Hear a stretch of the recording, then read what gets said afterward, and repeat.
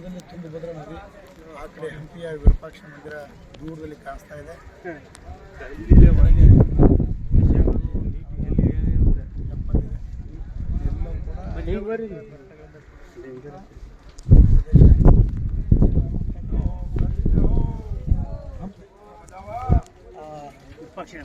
ಎರಡು ಗುಡ್ಡ ಮಧ್ಯೆ ಕಂಠದ ಶಿಖರಗಳು ವಿರೂಪಾಕ್ಷನ ದೇವಸ್ಥಾನ.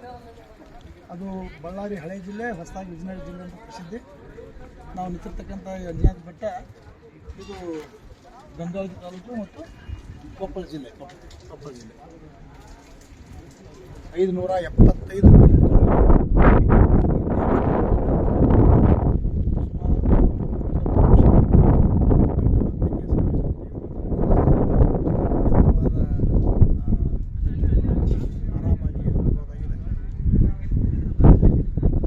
ಕೊಪ್ಪಳದಿಂದ ಸುಮಾರು 35 ಕಿಲೋಮೀಟರ್ ದೂರ ಇದೆ.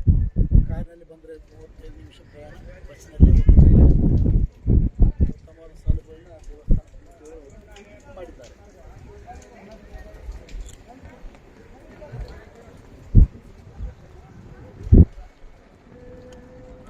ನನ್ನ ಸ್ನೇಹಿತರಾಗಿರ್ತಕ್ಕಂಥ ಶಂಕರ್ ಗಾಂಜಿ, ನಿವೃತ್ತ ಪ್ರಾಚಾರ್ಯರು, ಡಯಟ್ ಬೆಳಗಾವಿ ಅವರು ಯಲಬುರ್ಗಾ ತಾಲೂಕಿನವರು, ಗದಗ ಜಿಲ್ಲೆಯಲ್ಲಿ ನಿವಾಸಿಗಳಾಗಿದ್ದು ಆಕಸ್ಮಿಕವಾಗಿ ನಮ್ಮ ಸಂದರ್ಶನವಾಗಿದೆ.